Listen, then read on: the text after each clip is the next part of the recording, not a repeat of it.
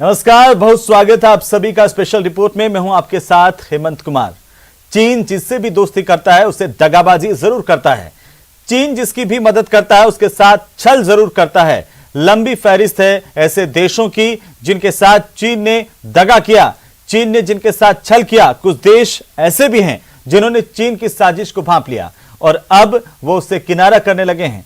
लेकिन कुछ देश ऐसे भी हैं जो जानबूझकर उसके जाल में फंसते जा रहे हैं। इनमें सबसे बड़ा नाम पाकिस्तान का है, जबकि नेपाल भी अब उसी के रास्ते पर चलने की कोशिश में लगा है। आज हम आपको चीन के छल की कहानी बताने वाले हैं, साथ ही आपको यह भी दिखाने वाले हैं कि पीओके में कैसे इमरान राज के खिलाफ हजारों लोगों का काफिला सड़क पर निकल गया है। तो चलिए शुरू करते हैं आज की स्पेशल रिपोर्ट।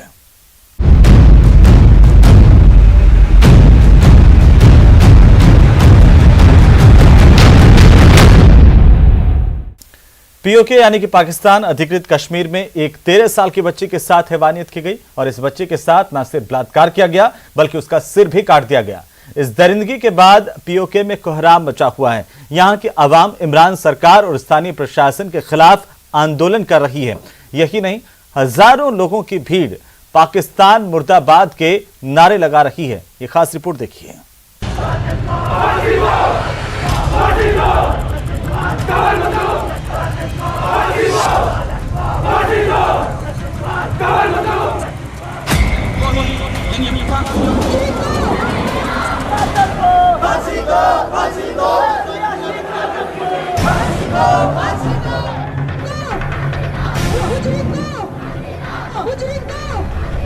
हाथों में तख्तियां लिए बच्चे सड़कों पर नारेबाजी कर रहे हैं।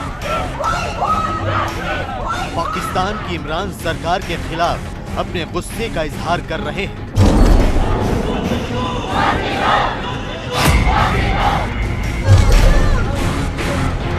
महिलाओं का हुजूम एक बड़े आंदोलन की बुनियाद रखता नजर आ रहा है। इमरान खान की निकम्मी सरकार को लानतें भेजी जा रही हैं।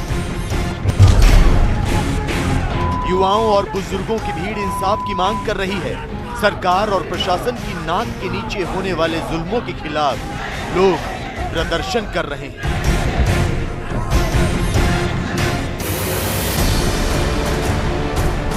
रियासत मदीना के हिमायती इमरान खान की हुकूमत के खिलाफ लोगों ने हल्ला बोल दिया। रोज होती नाइंसाफी और कट्टरपंथियों की दरिंदगी ने लोगों को इमरान विरोध का झंडा थामने पर मजबूर कर दिया। पाकिस्तान अधिकृत कश्मीर की आवाम इमरान सरकार से इस कदर आजिज आ चुकी है कि अब उसने नियाजी राज से आजादी का मन बना लिया है। पहले सौतेला व्यवहार और अब कट्टरपंथी ताकतों की दरिंदगी ने पीओके की जनता का गुस्सा सातवें आसमान पर पहुंचा दिया है। दरअसल पाकिस्तान अधिकृत कश्मीर में कुछ ऐसा हुआ कि सड़कों पर जन सैलाब उमड़ पड़ा। पीओके की एक बेटी के साथ ऐसी बर्बरता की गई कि लोगों का आक्रोश फूट पड़ा। आपको यकीन नहीं होगा, लेकिन पीओके में एक 13 साल की बच्ची का बलात्कार किया गया। बलात्कार करने के बाद दरिंदे ने उसका सिर कलम कर दिया। इस्लामाबाद से महज 94 किलोमीटर दूर है पाकिस्तान अधिकृत कश्मीर के मीरपुर जिले का डडियाल। डडियाल में ज्यादा से ज्यादा 100 गांव होंगे, लेकिन छोटी सी आबादी वाले इस कस्बे में एक शैतान ने यहाँ की बेटी को न सिर्फ अपनी हवस का शिकार बनाया बल्कि उसका सिर भी कलम कर दिया। इस घटना के बाद स्थानीय प्रशासन की ओर से कोई ठोस कार्रवाई नहीं की गई। लिहाजा लोग इंसाफ की मांग करते हुए सड़कों पर निकल पड़े। ये लोग पीओके की पिट्ठू सरकार और इमरान खान के खिलाफ प्रदर्शन करने लगे। प्रदर्शनकारी मांग करने लगे कि बलात्कार के आरोपी को उन्हें सौंप दिया जाए। अगर स्थानीय प्रशासन और पुलिस आरोपी को फांसी पर नहीं लटकाती तो अंजाम बहुत बुरा होगा। जिस वाकया को बयान करते हुए भी दिल खून की आंसू रो रहा हो, उस दरिंदा सिफ्त इंसान ने उसको कत्ल किया, उसका सर तन से जुदा किया, फिर वापस वो पंजाब चला गया। वो रियासत का बाकी यहाँ पे जो है हर बंदा आके जुल्म सितम करता है, हर बंदा आके अपनी इजारादारी कर रहा है और हम कब तक खामोश रहेंगे। हम ये मैसेज देना चाहते हैं कि कोई लावारिस बच्ची नहीं है और शहर का बच्चा बूढ़ा और जवान उसके पुष्ट के पीछे खड़े। तुमने जुल्म किया और तुम्हें इस जालिम को फांसी देनी पड़ेगी। इस जालिम की फांसी में अब एहलियान डुडियाल किसी ताखीर को भी बर्दाश्त नहीं करेंगे। 13 साल की बेटी से बर्बरता के बाद जब हंगामा बरपा तो स्थानीय पुलिस की नींद टूटी। मामले की गंभीरता को देखते हुए मीरपुर जिले के एसएसपी ने आरोपी के खिलाफ ठोस केस बनाने और उसे सख्त से सख्त सजा दिलाने की बात कही। अभी हम इस फेज में है कि अभी हम उस केस की उसका जो एविडेंस कलेक्शन है वो फाइल हम तैयार कर रहे हैं और इंशाल्लाह हम एक आध दिन में उसका जो नामुकम्मल चालान है वो जमा करवा देंगे। और बाकी भी जो हमारी उसमें जितनी टेक्निकल जो हमें सपोर्ट चाहिए वो सारे के लिए हमने डीएनए से लेके उसकी जो केमिकल एग्जामिनेशन की जो रिपोर्ट है, जो मैचिंग है, वो सारी चीजें हमने कर रहे हैं। ऑलरेडी हम काफी सारी जो एविडेंस गैदरिंग है वो हम कर चुके हैं। तो इंशाल्लाह हम जबरदस्त एक केस बना के केस को हम कोर्ट में जमा करवाएंगे। पाकिस्तान की इमरान सरकार पीओके के विकास की बात करती है, पीओके को जम्मू कश्मीर से बेहतर बनाने के दावे करती है, लेकिन हकीकत तो ये है कि पाकिस्तान अधिकृत कश्मीर में ना तो किसी तरह का कोई विकास का काम हुआ है और ना ही यहाँ कानून का राज है। पीओके में आतंकी खुलेआम घूमते हैं। पीओके को कट्टरपंथियों ने अपना अड्डा बना रखा है और तो और यहाँ की बहन बेटियों पर इनकी बुरी नजर रहती है। पीओके के लोग अपनी बेटियों को तालीम देना चाहते हैं, जबकि कट्टरपंथी उन्हें अपनी हवस मिटाने का सामान बनाना चाहते हैं। आतंकवादी संगठन पीओके में अपने वजूद को बनाए रखने के लिए सेक्स रैकेट चलाते हैं। आतंकवादी कश्मीरी महिलाओं का बतौर सेक्स स्लेव इस्तेमाल करते हैं। यही नहीं, आतंकवादियों के अलावा पाकिस्तान की सेना भी यहाँ की महिलाओं के साथ बलात्कार करती है। ये इस बात को दर्शाता है कि पाकिस्तान ऑक्युपाइड कश्मीर में लॉ एंड ऑर्डर की स्थिति कितनी ज्यादा दयनीय है। पाकिस्तान की जो केंद्रीय सरकार है वो पाकिस्तान ऑक्युपाइड कश्मीर के लोगों के साथ दोयम दर्जे का ट्रीटमेंट करती है। वहाँ के प्राकृतिक संसाधनों का भी वो लगातार दोहन करती है और वहाँ के नागरिकों में किसी भी तरीके की जो सुरक्षा की भावना है उसकी लगातार कमी देखी जाती है। उनकी जो बेसिक एमिनिटीज़ हैं उसमें लगातार अभाव बना रहता है और पूरे पाकिस्तान ऑक्युपाइड कश्मीर के रिसोर्सेज का भी लगातार दोहन करता है, उसका डाइवर्जन करता है। पीओके जैसे वॉर जोन में बलात्कार पीड़ितों के लिए न्याय मिलना किसी सपने जैसा होता है। यहाँ बलात्कारी अपनी सुरक्षा सुनिश्चित करने के लिए सियासतदानों से जान पहचान और सैन्य संस्थानों से अपने संबंधों का इस्तेमाल करते हैं। महनाज, नसरीन और सोफिया बानो जैसी महिलाएं इंसाफ की आस में बरसों गुजार देती हैं। तो शायद यही वजह है कि अब इस हैवानियत के खिलाफ पाकिस्तान अधिकृत कश्मीर से हल्ला बोला जा रहा है। पीओके के लोग पाकिस्तान सरकार की मुखालफत कर रहे हैं।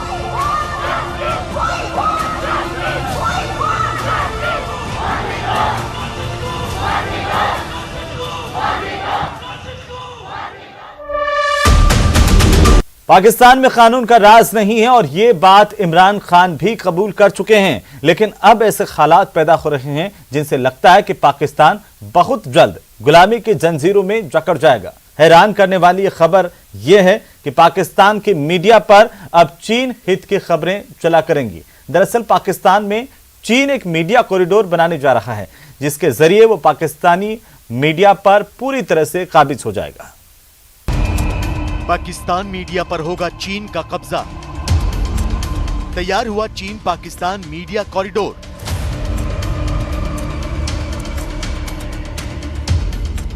चीन पाकिस्तान को पूरी तरह अपनी गिरफ्त में लेना चाहता है। चीन पाकिस्तान को अपनी कॉलोनी बनाकर वहां राज करना चाहता है। साम्यवाद का सब्ज़बाग दिखाकर उसने पूंजीवाद के जरिए पहले पाकिस्तान को कर्ज के दलदल में धकेल दिया, तो अब पाकिस्तान से पूरी दुनिया में अपना प्रोपेगेंडा चलाने के लिए चीन ने वहां की मीडिया को अपना गुलाम बनाने की तैयारी कर ली। चीन पाकिस्तान इकोनॉमिक कॉरिडोर की ही तरह शी जिनपिंग ने चाइना पाकिस्तान मीडिया कॉरिडोर की बुनियाद रखी। इसके जरिए चीन की कोशिश पाकिस्तान और दुनिया में अपनी छवि को बेहतर करना है, वेस्टर्न मीडिया के खिलाफ पाकिस्तान का इस्तेमाल करना है। वॉशिंगटन टाइम्स की एक रिपोर्ट के मुताबिक चीन की कोशिश ये है कि वो पाकिस्तान के पूरे मीडिया जगत पर कब्जा कर ले। इसके लिए सितंबर में चीन ने इमरान खान सरकार के साथ China Pakistan media corridor group बनाया है। चीन की पहली कोशिश पाकिस्तान की लोकल मीडिया पर कब्जा कर अपनी इमेज को बेहतर करना है। सीपेक के खिलाफ पाकिस्तान के बलूचिस्तान से उठ रही आवाजों को दुनिया तक पहुंचने से रोकना है। तो इसके लिए पाकिस्तान में सरकार का समर्थन करने वाले थिंक टैंक भी बनाए जा रहे हैं। पिछले हफ्ते ऐसे ही एक थिंक टैंक में इमरान खान ने 1.5 घंटा लंबा भाषण दिया था। अक्टूबर 2021 तक बैरूनी और मुकामी कर्जों का जो मजमूई हुजम है वो 40,279 अरब रुपए तक पहुंच गया है, जबकि अक्टूबर 2020 में जो हमारे मजमूई कर्जे हैं वो 35,504 अरब रुपए थे। कुछ इसी अंदाज में पाकिस्तान का मीडिया इमरान सरकार की खिंचाई कर रहा है। नियाजी के राज में पाकिस्तान की बर्बादी से अपनी कौम के साथ पूरी दुनिया को आगाह कर रहा है। लिहाजा इमरान खान भी चाइना पाकिस्तान मीडिया कॉरिडोर बनाने पर राजी हो गए। चीन का इस्तेमाल कर मीडिया पर प्रतिबंध लगाने के लिए तैयार हो गए। तो चीन के सरकारी मीडिया हाउस अब उर्दू में भी खबरें और विश्लेषण प्रसारित कर रहे हैं। Xinhua news agency, Gwadar pro और चाइना ग्लोबल टीवी नेटवर्क इसके उदाहरण हैं। इमरान खान के दफ्तर में तो इसके लिए बाकायदा एक नोडल एजेंसी भी बनाई गई, जिसमें सूचना मंत्रालय और सीपेक से जुड़े अधिकारी शामिल हैं। चाइना पाकिस्तान मीडिया कॉरिडोर का बनाया जाना चाइना की पाकिस्तान के प्रति जो उपनिवेशवादी और आधिपत्यवादी नीतियां हैं, जो साजिशें हैं, उसी का हिस्सा है। चाइना अब पूरे पाकिस्तान के मीडिया पर भी अपना कंट्रोल स्थापित करना चाहता है। चाइना पाकिस्तान को आने वाले वर्षों और दशकों में एक उपनिवेश के तौर पर डेवलप करने की मंशा रखता है। ये बात स्पष्ट रूप से दिखाई देती है। पाकिस्तान मीडिया पर अंकुश लगाने के लिए चीन ने वहां के जाने माने पत्रकारों को पैसों का लालच देकर अपने साथ मिलाना शुरू कर दिया है। पाकिस्तान के मीडिया हाउसेज में चीन भारी निवेश कर रहा है। यही नहीं, चीन के ही हिसाब से न्यूज कंटेंट, प्रेजेंटेशन और सेंसरशिप जैसी चीजें तय हो रही हैं। अवाम की राय को थिंक टैंक और दूसरे सरकारी जरियों से मॉनिटर किया जा रहा है। इसके लिए पाकिस्तान स्थित चीन के दूतावास का भी इस्तेमाल किया जा रहा है। शी जिनपिंग अपने देश की ही तरह पाकिस्तान की मीडिया को सेंसर करना चाहते हैं। पाकिस्तान मीडिया के सामने ऐसी लक्ष्मण रेखा खींचना चाहते हैं जिसे पार करने पर सजा भी मिलेगी। पाकिस्तान की मौजूदा सरकार भी इस काम में चीन का साथ दे रही है। इस खतरे से अनजान कि मीडिया ने विद्रोह कर दिया तो देश में भूचाल भी आ सकता है। पाकिस्तान के साथ चीन नेपाल में भी अपने पैर बड़ी ही तेजी के साथ पसार रहा है। चीन नेपाल के लुम्बिनी तक रेलवे लाइन और सड़क बनाने जा रहा है। चीन रेल और सड़कों का जाल बिछाकर न सिर्फ नेपाल को अपनी गिरफ्त में ले लेगा, बल्कि भारत की सुरक्षा के लिहाज से देखें तो बहुत बड़ा खतरा पैदा हो सकता है।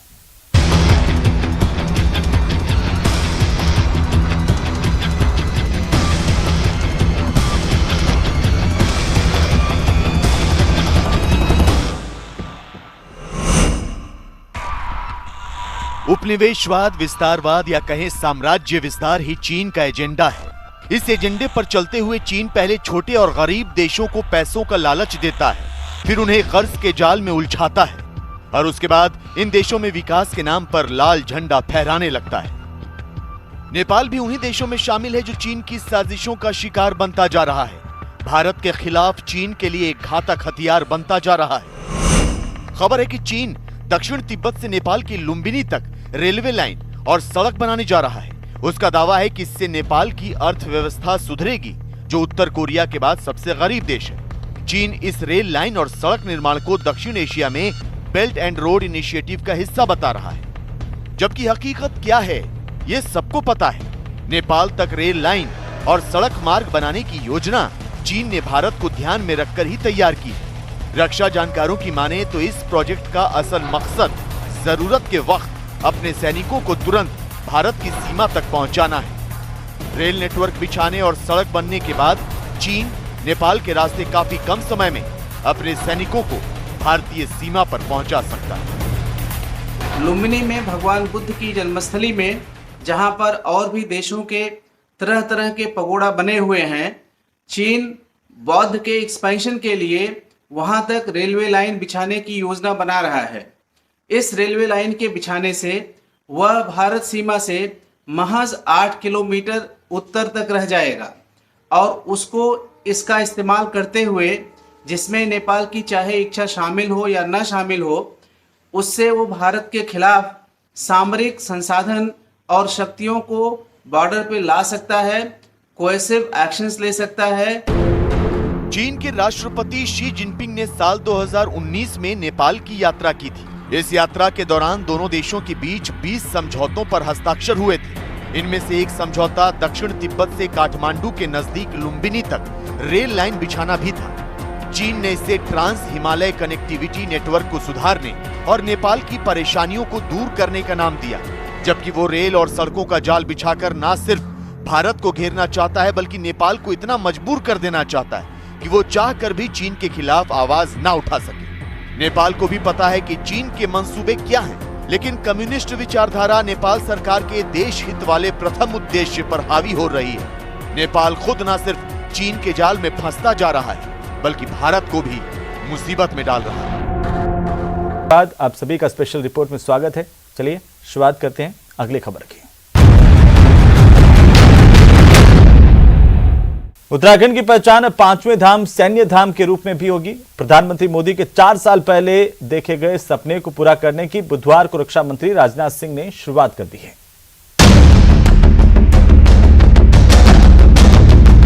शहीद परिवारों के आंगन से लाए गए ये माटी कलश अब सैन्य धाम की शोभा बढ़ा रहे हैं। 1734 परिवारों के आंगन की मिट्टी जब एक साथ मिली तो रक्षा मंत्री ने सबसे पहले इस माटी का तिलक लगाकर वीरों की भूमि की पवित्रता को चरितार्थ कर दिया।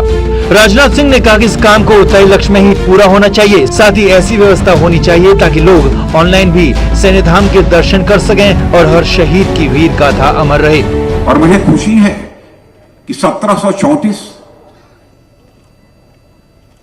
जो शहीद परिवार हैं उन परिवारों के आंगन की मिट्टी लाकर अब इस उत्तराखंड में सैन्य धाम बनेगा।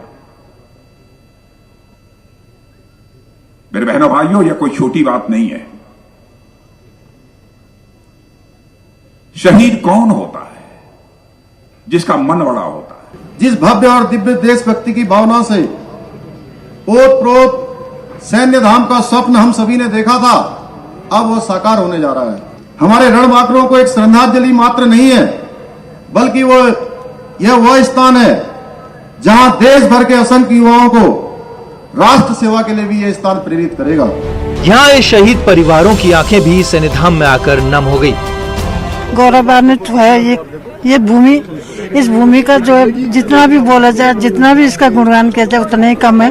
और मैं ये कहती हूँ कि मेरे आखिरी पायदान पर हम लोग, और इतने साल बाद मतलब 71 से अब तक अब याद किया जा रहा है, तो हमें बहुत अच्छा लगा, बहुत खुशी हुई। 63 करोड़ की लागत से बन रहे सैन्य धाम को अगले 2 साल में पूरा करने का लक्ष्य रखा गया है और 2024 चुनाव से पहले भव्य सैन्य धाम तैयार हो जाएगा। न्यूज़ 18 के लिए देहरादून से भारती सकलानी की रिपोर्ट। उत्तराखंड का नैनीताल शहर खूबसूरत ही नहीं बल्कि यहाँ की वादियां पर्यटकों को सुकून भी देती हैं। देश भर के पर्यटकों की पसंद वाले इस कुदरती खजाने पर खतरा मंडरा रहा है। होने को पिछले कुछ सालों में शहर खतरे की जद में आया जरूर है, लेकिन अक्टूबर की आपदा के बाद शहर पर संकट के बादल मंडराने लगे हैं।